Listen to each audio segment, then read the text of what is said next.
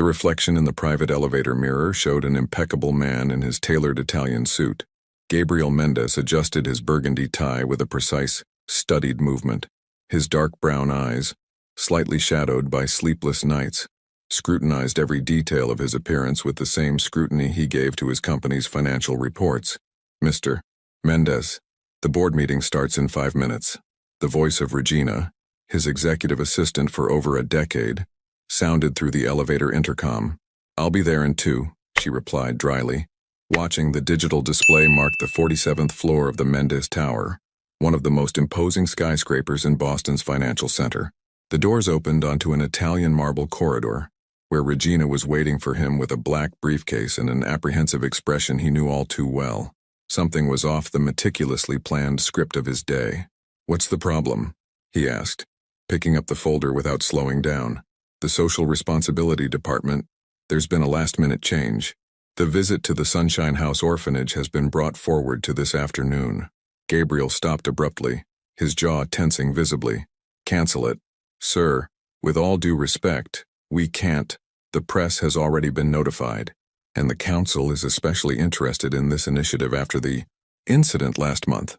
The incident, as his PR team insisted on calling it, had been a devastating headline about questionable labor practices at one of Mendez Corp.'s subsidiaries. The visit to the orphanage was part of a carefully architected strategy to clean up the company's image. 2 hours. He finally gave in, entering the meeting room. Not a minute more. The meeting went like a well-rehearsed symphony.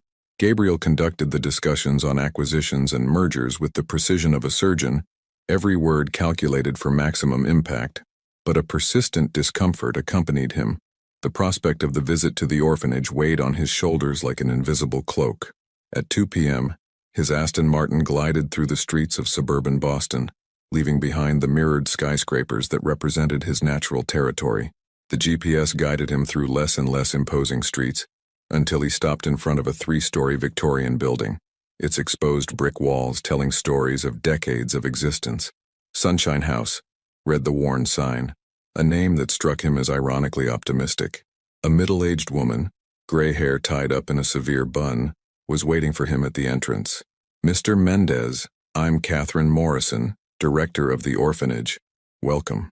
Her handshake was firm. Her light blue eyes appraised him with a mixture of hope and skepticism that he was used to seeing in potential business partners. "The children are very excited about your visit," Catherine continued, guiding him through corridors decorated with children's drawings. "We don't get many visits from people of your caliber."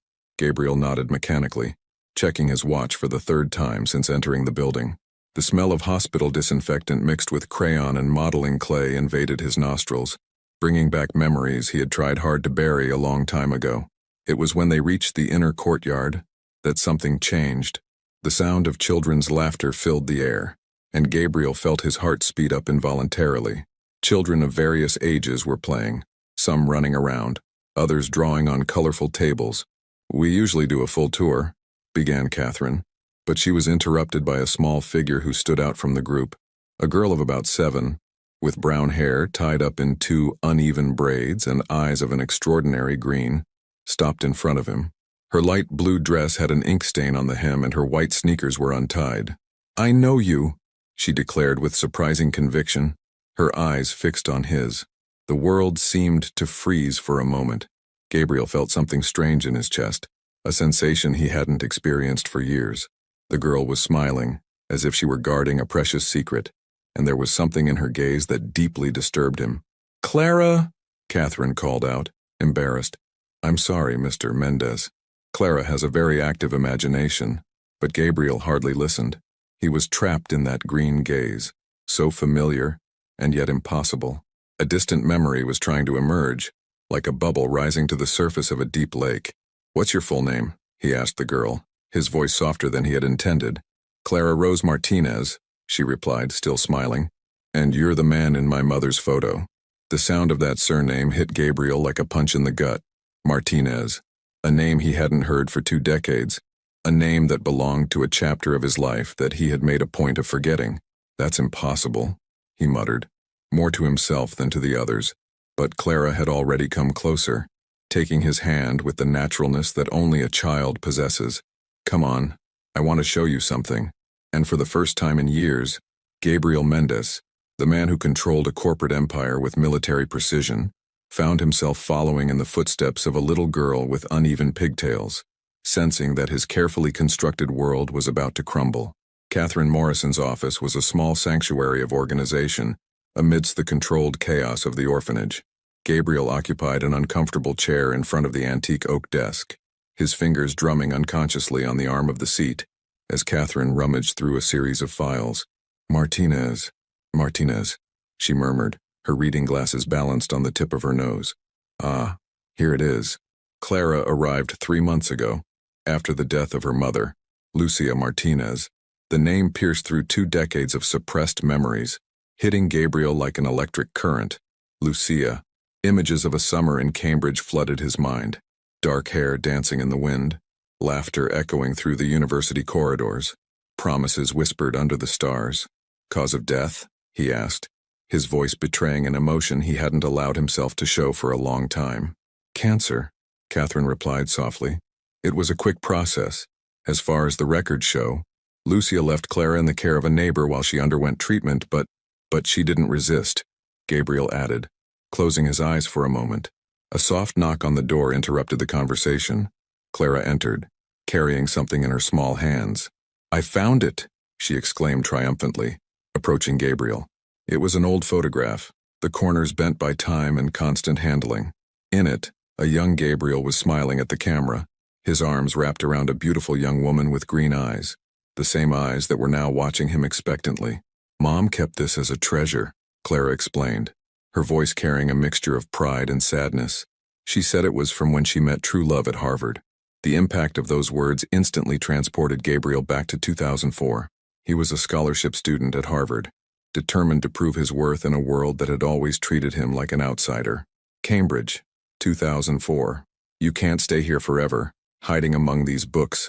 Lucia's melodious voice echoed through the almost empty library. The sun is shining outside. Gabriel lifted his eyes from his economics books, finding that smile that even then had the power to disarm all his defenses. I have to keep the scholarship, Lucia. Not everyone is born in a golden cradle, and not everyone has to carry the world on their back, she replied, taking a seat next to him. Come on, let's have a coffee. I promise the world economy won't collapse in the next 30 minutes. Mr. Mendez? Catherine's voice brought him back to the present. Are you all right? Gabriel noticed that his hands were shaking slightly.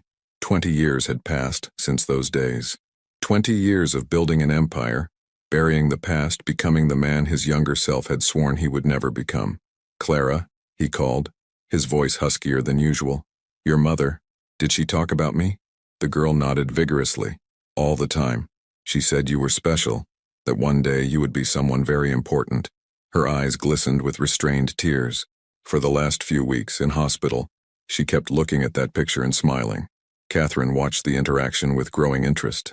Mr. Mendez, if I may, that changes our situation considerably. If there was a previous connection with Clara's family, there was no connection. Gabriel cut in sharply, standing up. The sudden movement made Clara take a step back, and something in the momentary fear in her eyes made him freeze. You'll end up just like your father. Lucia's last words echoed in his memory. Words spoken on a stormy night when he had chosen an internship opportunity on Wall Street over the future they had planned together. I'm sorry, he said softly, kneeling down so that he was at Clara's height. Can I keep the photo for a while?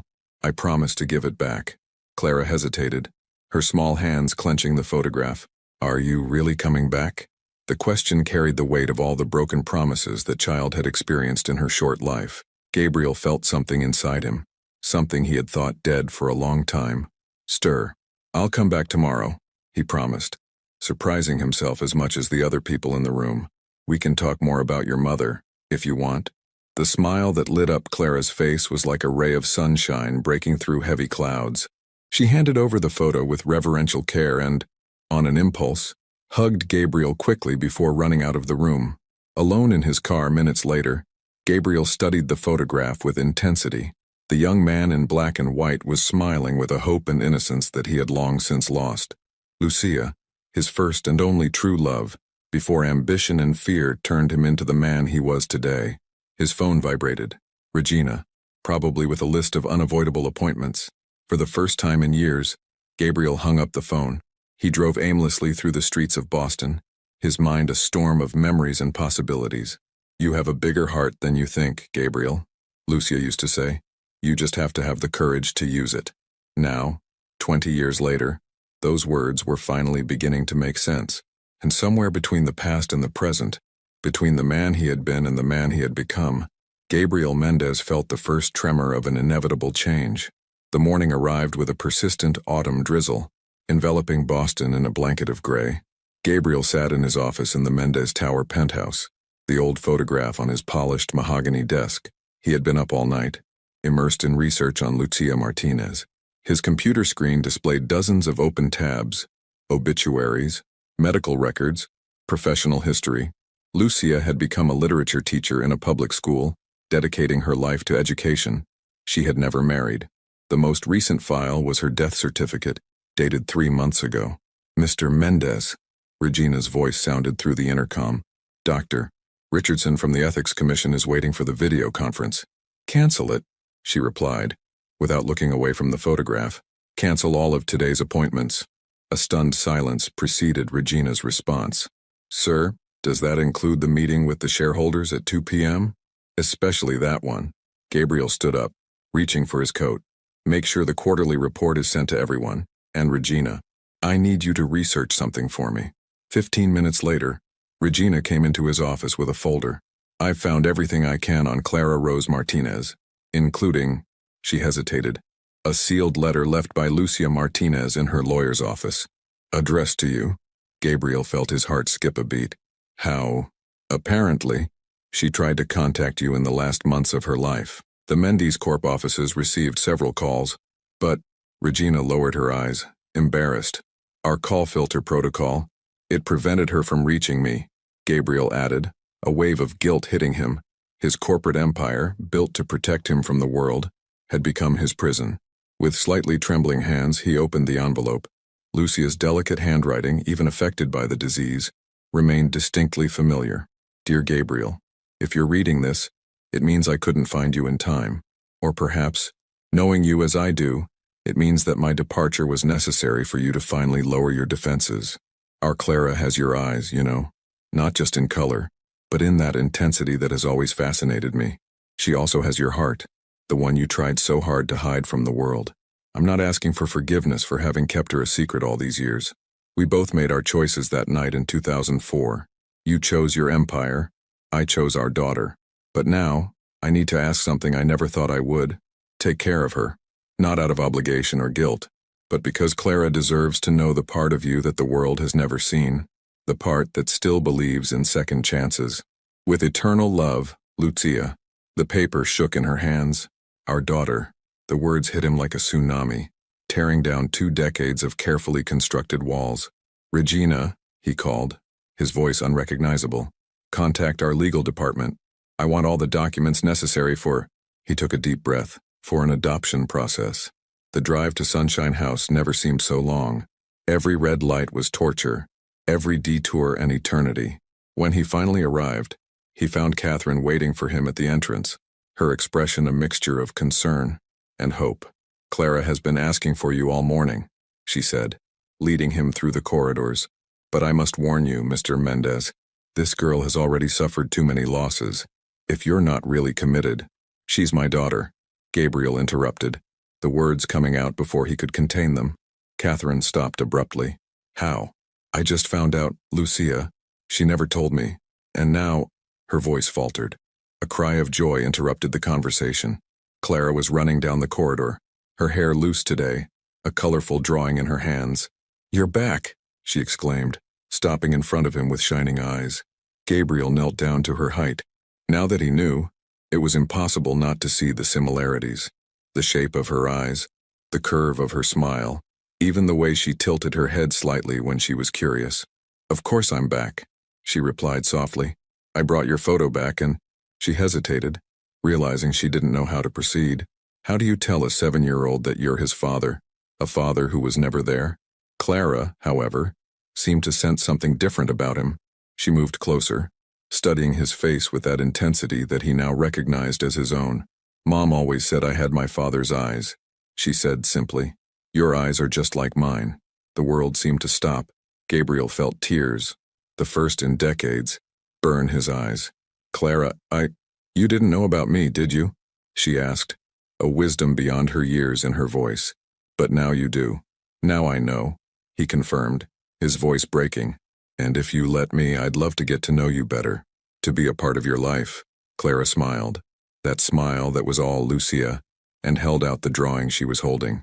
On it were 3 stick figures, a woman with angel wings, a girl with pigtails, and a man in a suit. "Mom, me and you," she explained. "Family." The word echoed in Gabriel's heart like a bell, awakening memories of everything he had sacrificed in the name of success. But now, looking at that little girl who was a piece of him and Lucia, he understood that true success was there, just waiting for him to reach out and take it. "Family," he repeated, hugging his daughter for the first time. The day was dawning in Boston when Gabriel entered the private gym on the top floor of his triplex apartment. It had been his daily ritual for 15 years, an hour of exercise before the rest of the world woke up. But that morning, something was different. Her movements, normally precise and focused, were distracted. In the mirror that covered the entire wall, his reflection looked like a stranger. The last 72 hours since finding out about Clara had left subtle marks, an almost imperceptible softening around the eyes, a faint relaxation in the always impeccable posture. His cell phone vibrated, a message from Catherine Morrison. "Clara asked if you'd come and see her today. She has a music performance at school at 2 p.m. Gabriel stared at the message for a long moment. A crucial meeting with international investors was scheduled for the same time. "Regina," he called through the intercom, "I need you to rearrange my schedule for this afternoon." "Sir." Regina's voice sounded hesitant. "Mr. Blackwood is already on his way to Boston for the meeting. He flew in specially from London." "Then arrange a dinner with him. Tell him that a family emergency has arisen." Family. The word still sounded strange on his lips. 2 hours later, Gabriel was sitting in a school auditorium, surrounded by anxious parents with cameras in hand. His $3,000 Italian suit clashed grotesquely with the casual clothes around him, but for the first time in his adult life, he didn't care about appearances. Clara took to the stage with her group, wearing a light blue dress that was dangerously reminiscent of Lucia's from her college days. When the song started, a children's version of "Somewhere Over the Rainbow," Gabriel felt something in his chest tighten. Harvard, 2004. "You've got to relax more, Gabe," Lucia laughed, strumming her worn guitar. "Music isn't math, it's pure feeling." "I prefer numbers," he grumbled, frustrated with his failed attempts to learn to play. "Numbers don't lie. They don't disappoint." Lucia lowered the instrument, her green eyes serious. "But they don't make your heart sing either." A small mistake in the performance brought Gabriel back to the present. Clara had lost her rhythm for a moment, her eyes searching the audience anxiously until they found his. A shy smile, an almost imperceptible nod, and she resumed the song with renewed confidence. After the performance, as other children ran to their parents, Clara approached hesitantly. "You really came," she said, her voice mixing surprise and joy. "I promised I'd come, didn't I?" Gabriel replied, realizing the weight of those simple words. "Most adults promise things," Clara shrugged, an ancient wisdom in her young eyes. "But they don't always deliver." The comment hit Gabriel like a punch in the gut. How many promises had he himself broken over the years? How many personal commitments had he sacrificed on the altar of professional success? "Clara," he began, kneeling down to her height, "I want you to know that when I promise something, I keep it. Always." "Like Mom," she smiled. She always kept her promises too. At that moment, Gabriel's cell phone vibrated insistently. The screen showed Emergency Board of Directors. His first impulse was to answer it immediately, as he always did, but something stopped him. "How about some ice cream?" he suggested instead, silencing the machine. "I know a great ice cream parlor nearby." Clara's eyes widened. "Now, but isn't it too cold?" "It's never too cold for ice cream." Gabriel smiled, surprising himself. "Your mother used to say that." In the ice cream parlor, while Clara savored an unlikely combination of chocolate and mint, Gabriel watched her every little gesture, the way she frowned when she laughed, identical to Lucia, the way he gestured when he spoke, reminiscent of himself. At the orphanage, Clara began, playing with her spoon. Some children have already been adopted since I arrived. They get a new family. Gabriel's heart raced. And what do you think of that? I think it must be nice, she replied, studying her ice cream with suspicious intensity. Having a place to call home for real. Someone to look after us. Clara. Gabriel took a deep breath. I know we're still getting to know each other, but would you like to have a home with me? The silence that followed seemed eternal. Clara raised her eyes, and for the first time Gabriel saw fear in them. Aren't you going to give up on me later? As my first father? The question caught him off guard. Your first father? Mom said he left before I was born, that he had dreams too big to include a family. She lowered her eyes. I guess I wasn't important enough. Gabriel felt as if all the air had been sucked out of his lungs. His own words, spoken to Lucia that last night, came back to haunt him. I have to think about my future. I can't be distracted by complications. Clara, look at me, he asked, his voice trembling slightly. You're the most important thing that's ever happened in my life, and I promise, with all the certainty I have, that I will never, ever give up on you. She studied him for a long moment, as if trying to read the truth in his soul. Then, in a sudden movement, she embraced him, her small body shaking with restrained sobs. I want to, she whispered through her tears. I want to have a home with you. Gabriel hugged her back, feeling his own eyes water. His cell phone kept vibrating in his pocket, ignored. Outside, the empire he had built might be crumbling, but there, in that little ice cream parlor, with his daughter in his arms, for the first time in 2 decades, Gabriel Mendez felt truly rich. Gabriel's private library occupied the entire second floor of his triplex. Floor-to-ceiling mahogany bookcases housed a meticulously organized collection, first business books, then classic literature, and finally, a smaller section of personal memoirs that he rarely visited. That evening, however, Gabriel was sitting in his leather armchair, an old box open on the side table. Inside, traces of a life that seemed to belong to someone else, faded movie tickets, handwritten notes, photographs yellowed by time. Mr. Mendez, Regina's voice sounded through the intercom. The social worker has arrived for her home visit. Gabriel quickly put away a photo of a pregnant Lucia, one he had just discovered among the belongings Catherine had given him from the orphanage. Send her up. Andrea Phillips, the social worker, was a middle-aged woman with piercing eyes behind her red-framed glasses. Her gaze swept the room, taking in every detail. Impressive library, Mr. Mendez, she commented, taking a seat in the armchair indicated. But I confess it worries me a little. What do you mean? Well, I don't see any children's books. No space that suggests a child could feel at ease here. Gabriel felt his face heat up. That can be easily solved. I've already started the adaptations on the 3rd floor for Clara's room. Mr. Mendez, Andrea adjusted her glasses. I need to be frank. Your situation is unusual. A single businessman with no experience of children, wanting to adopt a girl he's just discovered is his biological daughter. The adoption committee will have a lot of questions. Before Gabriel could reply, an envelope fell out of the box he was handling. Andrea picked it up automatically, her eyes widening at the sight of the Massachusetts General Hospital stamp. This is private, Gabriel tried to intervene, but it was too late. These are pregnancy tests, Andrea muttered, reading quickly. From Lucia Martinez, dated 2004. She raised her eyes accusingly. Did you know about the pregnancy? The silence that followed was deafening. Gabriel stood up, walking over to the window that offered a panoramic view of Boston. No, he finally answered. Not directly, but there were signs that I chose to ignore. Harvard, 2004. We need to talk, Gabriel. Lucia's voice trembled slightly. It's important. But he was busy packing his books, anxious to leave for his internship on Wall Street. Can it wait until I get back? It's only 3 months. No, it can't, she insisted, tears shining in her green eyes. Please, just listen to me. Lucia, I got this opportunity on my own merits. I can't be distracted now. Whatever the problem is, we'll sort it out later. He never came back. The internship turned into a job, the job into a career, and Lucia's missed calls eventually stopped. Mr. Mendez? Andrea's voice brought him back to the present. I was young and stupid, he said, his voice hoarse. I was so determined to prove my worth, to build something great, that I lost sight of what really mattered.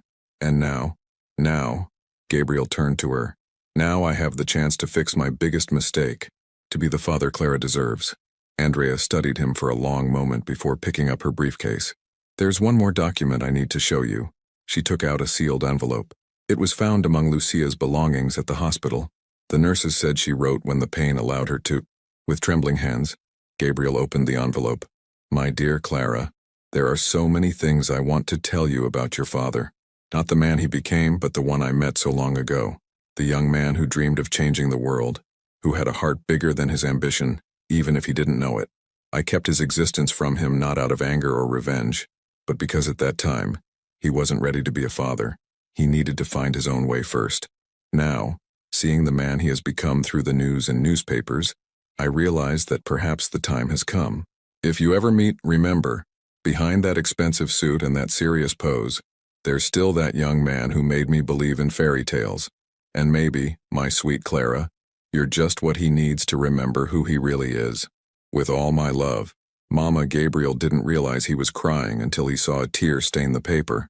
Andrea discreetly offered him a tissue. Mr. Mendez, she said softly, as a social worker, I need to guarantee that Clara will have a stable and loving home. Can you guarantee that? No, he replied, surprising her. I can't guarantee that I'll be perfect. I can't promise that I won't make mistakes. But I can guarantee that every decision I make from now on will have Clara as an absolute priority. Because, his voice faltered, because she's the second chance I never knew I needed. Andrea smiled for the first time since she had arrived. You know, Mr. Mendez, sometimes the best parents aren't those who never make mistakes, but those who have the courage to admit them and the determination to do better. When the social worker left, Gabriel remained in the library, rereading Lucia's letter. Outside, the lights of Boston began to twinkle in the falling night, like earthly stars reminding him of old promises made under a starry sky. On his desk, his cell phone showed dozens of missed calls from the office, urgent emails, unmissable appointments. But for the first time in his adult life, Gabriel Mendez was absolutely sure of his priorities. Picking up the phone, he dialed the number for the orphanage.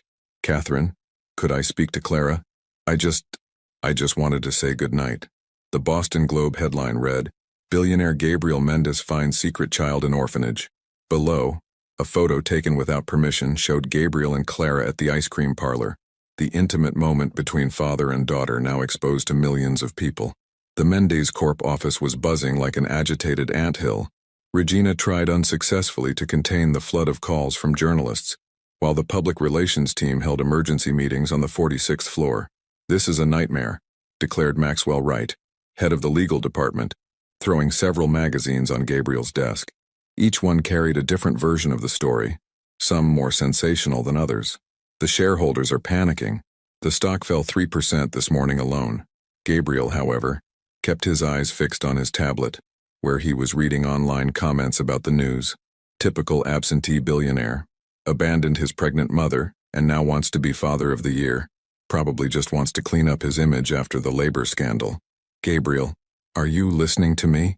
Maxwell insisted. We need an immediate containment strategy. Containment? Gabriel finally looked up, his voice dangerously calm. There's nothing to contain, Maxwell. Clara is my daughter. Yes, and that's exactly the problem. Do you have any idea of the impact this will have on business? Conservative investors are... The office door opened abruptly. Regina entered, her normally composed face showing signs of concern. Mr. Mendez, Catherine Morrison from the orphanage on line 1. It's urgent, Gabriel answered immediately, putting her on speakerphone. The reporters have surrounded the orphanage. Catherine's voice sounded tense. Clara's scared. Some of the older children saw the news and, well, they weren't very kind to her. Gabriel's blood ran cold. What do you mean? They're saying she planned the whole thing, that she's a fortune hunter like her mother. Catherine hesitated. She's locked herself in her room and doesn't want to talk to anyone. Gabriel was already on his feet, grabbing his jacket. I'm coming over. You can't leave now, Maxwell protested. We have a video conference with the board in 15 minutes. Cancel it. Gabriel, be reasonable. Your reputation... My child is suffering. Gabriel's shout silenced the room. It was the first time in 2 decades that anyone had seen him lose control. To hell with my reputation, Maxwell. To hell with the shares, the investors, and the damn board. On the way to the orphanage, his driver had to dodge several news cars. Cell phones kept ringing. Analysts, journalists, board members. Gabriel ignored them all. When he arrived, he found a veritable wall of reporters at the entrance. Flashes went off as he got out of the car, voices overlapping with questions. Mr. Mendez, why did you abandon Lucia Martinez? Is it true that you're adopting your daughter for marketing purposes? How do you explain 20 years of absence? Gabriel walked through the crowd in silence, but stopped on the steps of the orphanage. Something in the questions, in the way they distorted his story with Lucia, made him turn around. Do you want a statement? His voice, amplified by the sudden silence, sounded clear and firm. Here it is. I made the biggest mistake of my life 20 years ago when I chose ambition over love. I missed the chance to see my daughter grow up, to be by the side of the woman I loved. I built an empire, but at what cost? He took a deep breath, ignoring the incessant flashes. I'm not here for marketing or public relations. I'm here because, after 2 decades of chasing the wrong kind of wealth, I've finally found something truly valuable. My daughter doesn't need my money or my name. She needs my love, my presence, my commitment. And that's exactly what I'm going to give her, regardless of what you or anyone else thinks. Inside the orphanage, Catherine was waiting for him with tears in her eyes. She's in her room, she informed him. She heard everything through the window. Gabriel climbed the stairs with his heart in his throat. He knocked softly on the bedroom door. Clara, it's me. A moment of silence, then the sound of light footsteps. The door opened to reveal Clara, eyes red from crying. Is it true? She asked quietly. What did you say outside? Gabriel knelt down in front of her. Every word. But, your company. Everyone is saying that. Clara, look at me. He held up his small hands. For a long time, I thought success meant having more money, more power, more control. But your mother tried to teach me something that I'm only now beginning to understand. True success is having someone to love, someone who is worth sacrificing everything for. Clara studied him for a long moment, those eyes so like his, searching for the truth in his words. Are they going to keep talking about us? She asked. Probably, Gabriel admitted. But you know what? It doesn't matter what they say. What matters is this, here and now. The two of us, learning to be a family. Clara smiled through her tears and, on an impulse, hugged him tightly. Outside, the reporters continued their vigil, the cameras capturing the moment when the feared Gabriel Mendez came out carrying his daughter in his arms, both of them smiling as if the rest of the world didn't exist. The next day, this would be the photo that would make the front pages of the newspapers, no longer with sensationalist headlines, but with a simple caption that captured the essence of the moment, the real value of things. The Mendes Corp boardroom was as silent as a courtroom awaiting judgment. 12 serious faces stared at Gabriel, who stood before the imposing mahogany table, his reflection distorted in the polished glass that covered it. The figures are clear. Victoria Blackwood, chairman of the board, slid a folder towards him. Our shares have fallen by 15% in the last week. 3 major investors withdrew their support, citing instability in leadership as the reason. Gabriel flipped through the report mechanically, his mind going back to the morning of that day, a few hours earlier. But why can't I go with you?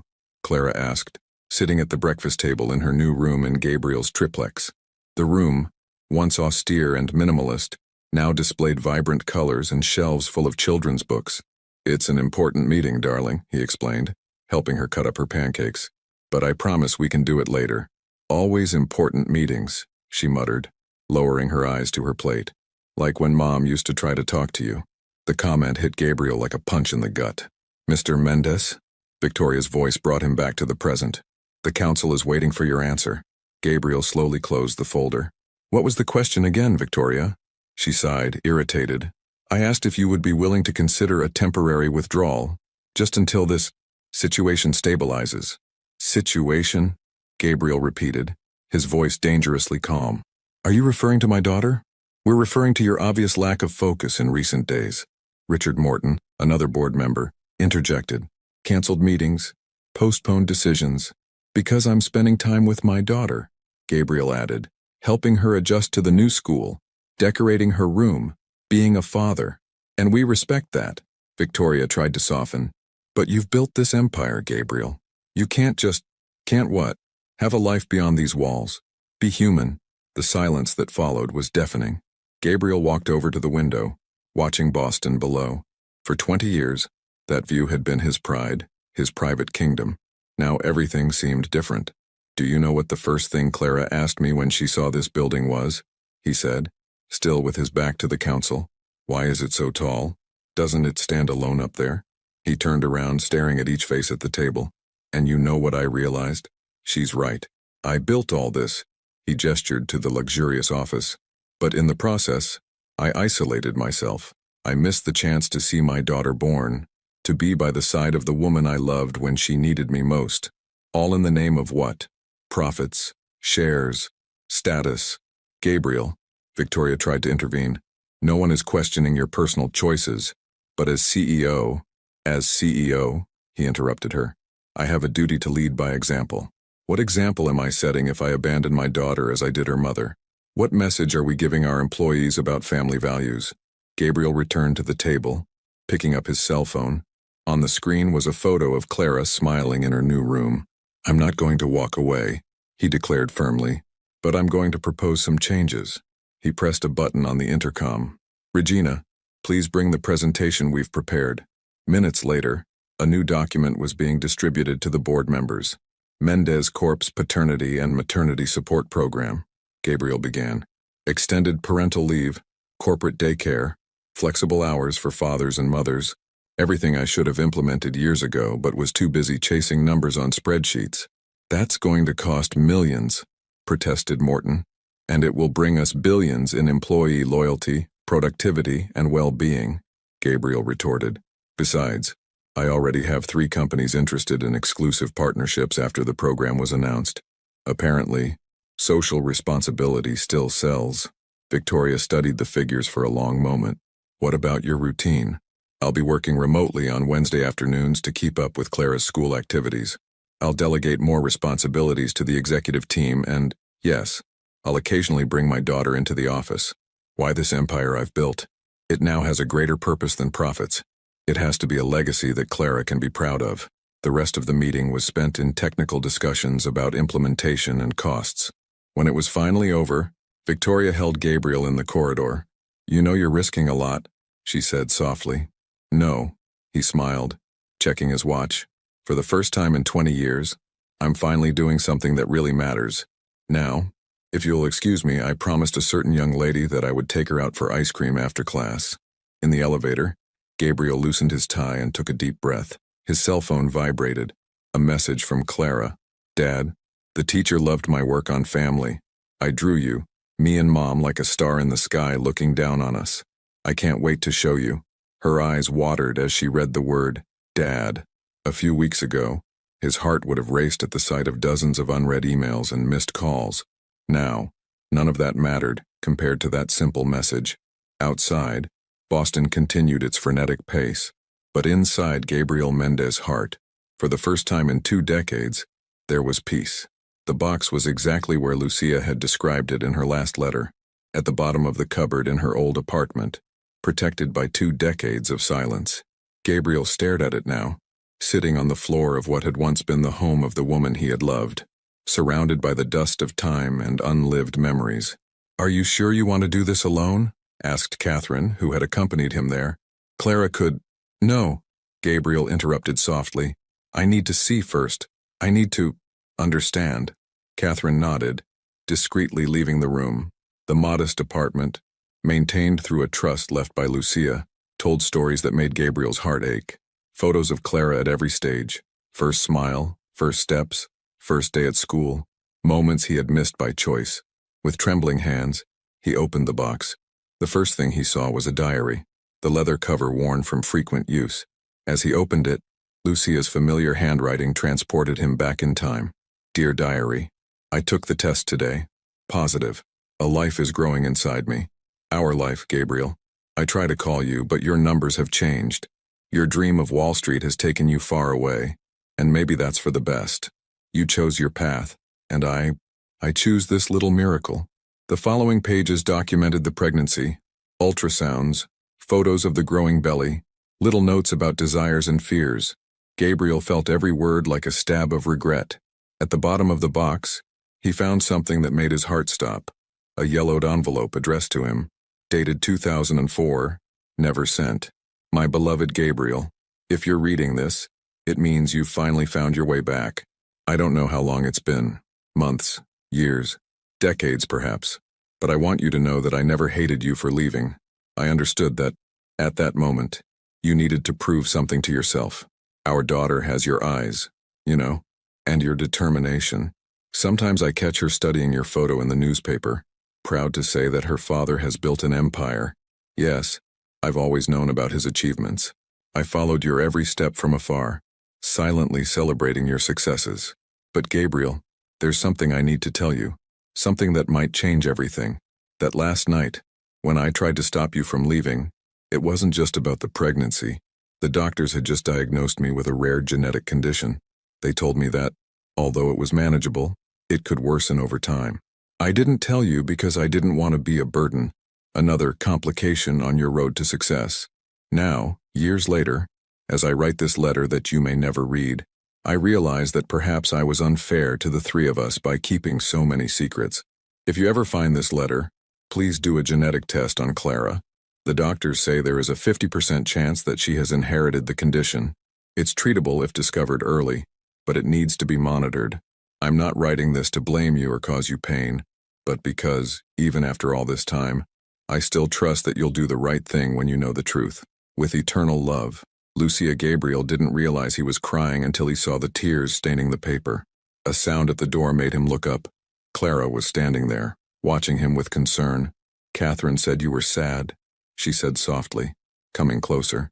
Can I keep you company? He nodded, unable to speak. Clara sat down next to him, looking curiously at the box. Are these Mom's things? Yes, he managed to reply. She kept everything about you, every moment. Clara picked up one of the photos, her as a baby smiling toothlessly at the camera. She always said I smiled just like you. Gabriel hugged her tightly, his mind a storm of emotions. How to tell her about the test. How to face the possibility that his daughter could carry the same condition that Lucia had. Clara, he began hesitantly, we need to do some medical tests. Why? Am I ill? No, my love. It's just a precaution, something your mother wanted us to do. Clara studied him with that ancient wisdom in her young eyes. Is that why she got sick? Is it something to do with me? No. Gabriel held her little face between his hands. Listen, none of this is your fault. Your mother, she was the strongest, bravest person I've ever met. And you, my little one, are just like her. But you're scared, she observed. I can see it in your eyes. Gabriel took a deep breath. Yes, I am. Because now I have something too precious to lose. Clara took another photo from the box. This one showed Lucia pregnant, smiling radiantly at the camera. Do you know what Mom always said? That fear only has power over us when we face it alone. She held Gabriel's hand. But now we're a family. We're not alone. Gabriel felt his heart expand with a love so intense it almost hurt. There, surrounded by memories of the past and facing uncertainties of the future, he found strength in his daughter's simple wisdom. No, she agreed, kissing his forehead. We're not alone. Never again. Together, they began to explore the contents of the box, each item a piece of the puzzle of their lives, each memory a bridge between what had been lost and what could still be built. Outside, the sun was beginning to set over Boston, painting the sky in shades of pink and gold, and in a small apartment full of memories, father and daughter were beginning to write a new chapter in their story. Together, whatever the future held. Massachusetts General Hospital hadn't changed much in 20 years. Gabriel watched the white corridors through the waiting room window, remembering the last time he had been there, when, young and frightened, he had walked straight through those same doors, ignoring Lucia's calls. Mr. Mendez, called out Dr. Elizabeth Chen, a renowned geneticist. We can begin. Clara shook his hand as they entered the office. She was wearing her favorite Avengers t-shirt, a deliberate choice for this day. Because superheroes aren't afraid of anything, she had explained over breakfast. So, began Dr. Chen, adjusting her glasses, I got Lucia's medical records. Her genetic condition was rare, but manageable if diagnosed early. She looked directly at Clara. "Do you know why you're here today, dear?" Clara nodded. "To see if I have the same thing Mom had." "Exactly. Let's do some tests, okay? I promise it won't hurt." While Clara was being prepared for the blood test, Gabriel couldn't stop thinking about Lucia's letter. How would it have been different if he had stayed? If he had listened? "Dad?" Clara's voice brought him back. "Tell me a story. How did you and Mom meet?" Gabriel smiled, grateful for the distraction. "It was in the Harvard Library. Harvard, 2004. Sorry, but that's my place." A melodious voice interrupted his calculations. Gabriel looked up, irritated by the interruption, but the words of protest died in his throat. She was beautiful. Dark hair tied back carelessly, bright green eyes, and a smile that made the world seem clearer. "Your seat," he finally managed to say. "Table 23, third chair from the left," she explained, amused. "I've been sitting here every day for the last 2 years. People say I'm superstitious, but I prefer to think I'm consistent." "Well, you'll have to be consistent elsewhere today," he replied, turning back to his books. "I have an important exam tomorrow." Instead of taking offense, she laughed. "Economics. Let me guess. Professor Williams?" Gabriel stared at her, surprised. "How?" The dark circles under his eyes, the 3 books on macroeconomics, and the extra strong coffee, she pointed out. Classic signs of someone facing the terror of Williams. "I can help, you know. I took that test last semester." "And she helped you?" asked Clara, barely noticing the needle that the nurse skillfully inserted into her arm. "It did. I passed with full marks." Gabriel smiled at the memory. "Your mother was brilliant, Clara. She saw beyond appearances, beyond the defenses people built up. She saw people's hearts. How did she see yours?" The innocent question struck Gabriel deeply. "Yes, she saw my heart, even when I couldn't see it myself." The collection was finished, and Clara got a colorful sticker from the nurse. While they waited for the preliminary results, Gabriel continued to tell stories about Lucia, her laughter, her dreams, her passion for literature and music. "Mr. Mendes?" Dr. Chen returned 2 hours later, her professional expression masking any emotion. "Can we talk in private?" Gabriel's heart froze. "No," he replied firmly. "Whatever it is, Clara deserves to hear it. We're family." The doctor nodded and sat down. "The preliminary results indicate that Clara has inherited the genetic predisposition, but," she continued quickly, seeing the panic in Gabriel's eyes, "we detected it very early. With proper monitoring and preventive treatment, she can lead a completely normal life." Clara squeezed Gabriel's hand. "See, Dad? It's not so bad." Gabriel stared at her, amazed at her strength. "No, my little one, it's not. Preventive treatment requires some lifestyle changes," continued Dr. Chen. "Regular exercise, a balanced diet, frequent checkups." "We can do exercises together," Clara exclaimed excitedly. "Like that yoga you said you needed to start?" Gabriel laughed, the tears he had been holding back finally flowing. "Yes, we can." Leaving the hospital, father and daughter stopped in the small front garden. The late afternoon sun painted the sky pink, reminding Gabriel of the exact shade of the dress Lucia wore on their first date. "Father?" called Clara, her voice small. "Are you sad?" Gabriel knelt down in front of her. "No, dear. I'm grateful." "Grateful? Your mother gave me 2 immense gifts, you, and the chance to do the right thing this time." He touched her nose affectionately. "Do you know what we're going to do now?" "What?" "We're going to go to that ice cream parlor your mother loved. Order that giant sundae she always said was sinfully delicious, and you're going to tell me all the stories she used to tell about me." Clara smiled. That smile that was all Lucia. "Even if some of them are embarrassing, especially those." As they walked hand in hand along the sidewalk, Gabriel realized that the fear hadn't completely disappeared. It was still there, in the shadows of his mind, but now it was different, because now he knew that love doesn't mean the absence of fear. It means facing it together with the one you love. "Dad?" Clara called out again. "I think Mom would be proud of us today." Gabriel looked up at the sky, imagining Lucia smiling down from above. "Yes, my love, I'm sure she would." The Boston family court was an imposing building of neoclassical architecture, its marble columns casting long shadows early that decisive morning. Gabriel adjusted his tie for the 10th time, while Clara, sitting next to him on the wooden bench in the hallway, swung her legs nervously. "What if they say no?" she whispered, her navy blue dress carefully chosen for the occasion crinkling slightly in her restless hands. "They won't," Gabriel replied, trying to convey a confidence he didn't entirely feel. "But whatever happens today, nothing changes between us. You're my daughter." "Mendez v. State of Massachusetts," called the bailiff, his voice echoing down the marble corridor. The courtroom was packed. In the front row, Catherine Morrison from the Orphanage, Andrea Phillips, the social worker, and surprisingly, Victoria Blackwood from the Mendez Corporate Board. On the other side, representatives of the state, and Gabriel felt his heart stop for a moment. "The Ramirezes," he whispered to his lawyer, Patricia Wong. "What are they doing here?" "They're Clara's maternal uncles," Patricia explained quickly. "They filed a competing petition for custody last night." Judge William Harrison, a middle-aged man with piercing eyes behind gold-rimmed glasses, studied the documents in front of him. "Complex case we have here," he began. "Mr. Mendez, I understand that you are requesting not only custody but full adoption of Clara Martinez, claiming biological paternity." "Yes, Your Honor. And the DNA tests confirm that," the judge continued. "However, we have a unique situation here. You have been absent for the child's entire life, and now her maternal relatives are questioning your ability to—" "Excuse me, Your Honor," a firm voice interrupted. Victoria Blackwood had stood up. "I'd like to present some testimony, if I may." The judge nodded, curious.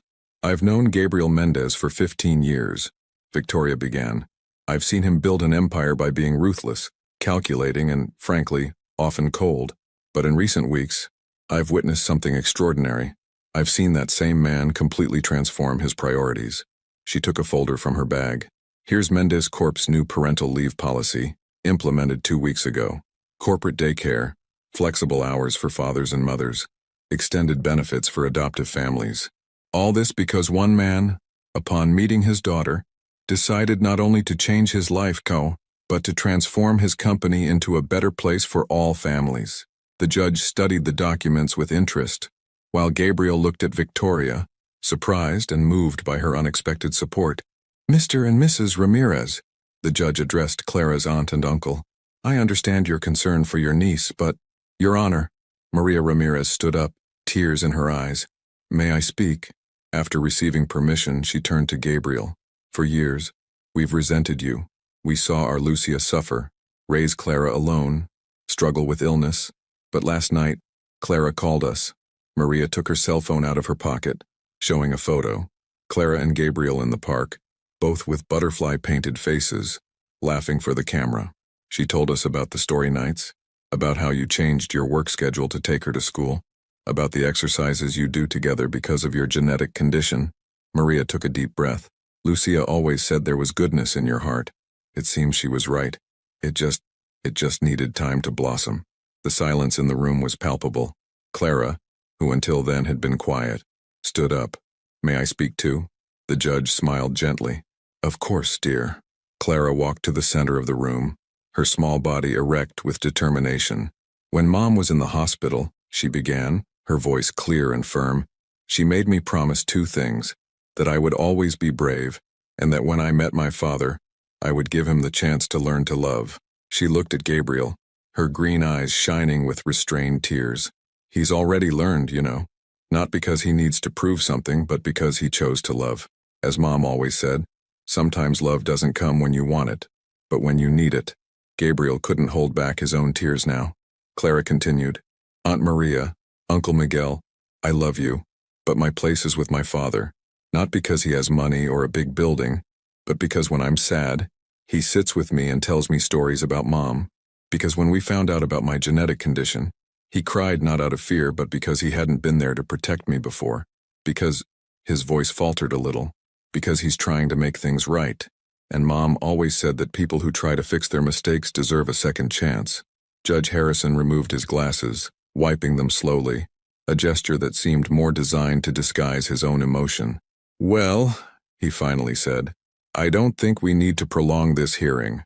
Mr. and Mrs. Ramirez, will you withdraw your request for custody?" Maria nodded, hugging her husband. "Yes, Your Honor. Clara is where she should be." "In this case," the judge smiled, I am pleased to confirm the full adoption of Clara Martinez, now officially Clara Martinez Mendez, by her biological father, Gabriel Mendez. Case closed. The sound of the gavel had barely echoed when Clara ran into Gabriel's arms. Around them, discreet applause filled the room. "Dad," Clara whispered in his ear as he hugged her, "do you think Mom can see?" Gabriel looked up through the glass ceiling of the courtroom, where the morning sun created a pattern of light that resembled angel wings. "I'm sure she does, my love. I'm sure you will." Moving into their new home was a surprisingly easy decision. The triplex in downtown Boston, although luxurious, carried the coldness of 2 decades of solitude. The Victorian house on Beacon Hill, with its back garden and sunny rooms, seemed to breathe new life into its new inhabitants. "Are you sure you don't want to keep anything?" asked Regina, watching as the modern, minimalist furniture from Gabriel's old apartment was donated. "Just this," he replied, holding up a picture frame with a photo of Harvard, he and Lucia Young, smiling, full of dreams. Clara supervised the decoration of her new room with the seriousness of a small architect. The walls, once snow-white, now showed a soft gradient from blue to lilac. "Like the sky when Mom watches us," she had explained. "Dad," she called from the top of the stairs. "I found something." Gabriel climbed the steps in twos, finding Clara sitting on the attic floor, an old trunk open in front of her. "Are these things from the previous owners?" she asked, carefully taking out dusty books and old photographs. "Actually," Gabriel smiled, taking a seat next to her, "they're mine. This was my grandparents' house." Clara's eyes widened. "Really? Why didn't you ever tell me?" Gabriel picked up one of the books, a worn copy of The Little Prince. "Because a long time ago I decided to leave the past behind. But now," he opened the book, revealing a dedication in delicate calligraphy. "For my dear Gabriel, may he never forget to look at the stars. Love, Grandma Rose." "Was your grandmother called Rose?" Clara asked softly. "Like my middle name. Your mother must have known, somehow," Gabriel murmured, long-suppressed memories resurfacing. "Rose Martinez. She used to bring me here in the summers, when my parents were too busy with their careers." Clara continued exploring the trunk, finding more treasures. Yellowed photos of a child Gabriel playing in the same garden that would now be hers, school notebooks, even a small telescope. "Can we use it?" she asked excitedly. "To see the stars?" "Of course," Gabriel smiled, remembering the night spent on the roof with his grandmother, learning about constellations. "You know, this is where I discovered my first love." "Mom!" "No," he laughed. "Astronomy. Grandma Rose used to say that the stars were like stories in the sky waiting to be read." A noise downstairs interrupted them. The Ramirezes had arrived for dinner. Since the hearing, relations with Clara's aunt and uncle had completely changed. Maria brought her famous empanadas, and Miguel always had a new story about Lucia to share. The dining table, the same one where Gabriel had done his homework all those years ago, now accommodated an expanded and reconfigured family. Clara sat between Gabriel and Maria, her eyes shining as the adults shared memories. "Remember that time Lucia decided to serenade us?" Miguel laughed. She didn't know how to play the guitar, but she was determined. "It was for Gabriel," Maria added. "In the Harvard dormitory. The security guards almost arrested her." Clara absorbed each story like a precious treasure, building up in her mind the image of her mother through the eyes of those who loved her. Later, when the guests had left, Gabriel found Clara in the garden, looking up at the starry sky. "Can you see that brightest star?" she asked, pointing. "Venus," Gabriel replied automatically. "It's actually a planet, but—" "No," Clara interrupted him gently. "It's Mom. She always chooses the brightest star to observe us." Gabriel sat down next to her on the grass, the telescope from his childhood between them. "You know," he began, adjusting the instrument, "your grandmother Rose used to say that when we lose someone we love, they turn into stars. Not because they die, but because they continue to shine in our lives, guiding us even in the dark." Clara leaned her head on his shoulder. "Like Mom guided us to each other." "Exactly." Gabriel kissed the top of her head. "And how she continues to guide us every day." A movement in the sky caught their attention. A shooting star cut through the night, leaving a bright trail. "Make a wish," Clara exclaimed, closing her eyes tightly. Gabriel watched his daughter, her delicate profile cut out against the night sky. He didn't need to close his eyes to make his wish. It was already being fulfilled right there, Right then, "Dad," Clara called out, her eyes still closed. "I asked that we be together forever." "What did you ask for?" Gabriel smiled, pulling her closer. "I asked never to forget to thank your mother for giving me the greatest gift of all, the chance to love you." Above them, the stars continued their eternal dance, and somewhere between heaven and earth, Gabriel could have sworn he heard Lucia's musical laughter, echoing in the memories of the past and the promises of the future. It was a fall afternoon at Harvard, the golden leaves dancing in the wind as Gabriel and Clara walked through the historic campus. It had been a year since they first met at the orphanage, and now they were there for a special moment. "This is it." Gabriel stopped in front of the library. "Table 23, third chair from the left."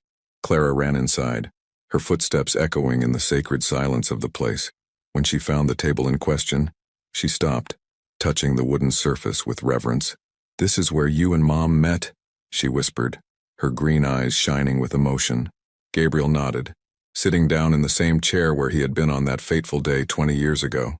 Time had changed many things, but that corner of the library remained almost identical. "Your mother had a theory," he said, pulling something out of his briefcase. "She said that some places hold memories, like invisible photographs waiting to be revealed." It was Lucia's diary, the one found in the box months ago. Gabriel opened it to a page marked, "Dear Diary, today I met someone special in the library. He tried to hide his kindness behind economics books, but his eyes betrayed him. There were too many dreams there to be contained in spreadsheets and graphs." Clara sat next to him, drinking in every word. Over the last few months, father and daughter had developed a ritual. Every night, before going to sleep, Gabriel would read an entry from Lucia's diary. It was his way of keeping her memory alive, of allowing Clara to get to know her mother through her own words. "Dad?" Clara called softly. "Can I show you something?" She opened her own backpack and took out a colorful notebook. On the cover, in carefully drawn letters, and was written, "My diary, Clara Martinez Mendez." "I started writing too," she explained, a slight blush tinging her cheeks. "Like Mom used to."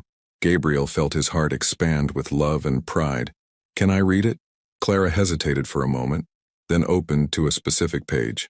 "Dear Diary, today marks 1 year since I met my father. Mom always said that time has its own way of making things right, and I think she was right. Sometimes, when I'm sad because I miss her, Dad tells me stories about when they were young. And you know what? It's like she's right there with us, laughing in that way that he says makes the whole world seem more beautiful." Gabriel had to pause, his hands shaking slightly as he held the notebook. "There's more." Clara turned the page. "I wrote something special today. Dear Mom, Dad brought me to the library today. I sat in your special chair and tried to imagine you here, young and full of dreams. I wonder if you knew that day that you were meeting not only the love of your life, but also the best father I could ever have. Sometimes I feel sad because you're not here physically, but then I remember what you wrote in your diary, that true love knows no boundaries of time or space. And you were right, Mom, because even though you weren't here, your love guided us to each other. Dad's changed a lot, you know? That serious man from the magazines now has pillow wars with me and knows all the Frozen songs, even though he pretends he doesn't like them. I think you'd be proud. With eternal love, your Clara." Gabriel couldn't hold back his tears. He pulled Clara into a tight embrace, smelling the scent of her hair, the same strawberry shampoo Lucia used to use. "She's proud," he whispered, "of both of us." At that moment, a ray of sunshine broke through the high windows of the library, illuminating exactly the table where they were sitting. Clara smiled. "See, she always sends us signals." Gabriel looked around the library, memories and present blending into a kaleidoscope of emotions. There he was, sitting in the same place where his life had changed twice, first when he met Lucia, and now, sharing this moment with their daughter. "How about," he suggested, "we start our own tradition? Every year, on this day, we come back here, to remember where it all began and celebrate where we've come." Clara's eyes sparkled. "Can we bring flowers to the table? Mom loved daisies." "Of course," Gabriel smiled. "And we can write in our diaries, side by side, exactly as we are now." Clara opened her notebook to a new page, and Gabriel did the same with Lucia's diary. Father and daughter, sitting in Harvard's historic library, began to write. He remembering the past, she dreaming of the future, and between them, Lucia's spirit, present in the words, the memories and the love that united them. Outside, the autumn leaves continued their dance, and somewhere between heaven and earth, a story of love and redemption continued to be written, page by page, day after day, in a perfect circle of love that transcended time and space. If you could write a letter to someone who is no longer present in your life, whether because of distance, time, or departure, but who has profoundly changed your story, what would be the first sentence of that letter and why? Thank you for watching. If you enjoyed the story, please subscribe to our channel and leave a comment below, letting us know what you thought. Your feedback and support mean a lot to us. Stay tuned for more exciting stories.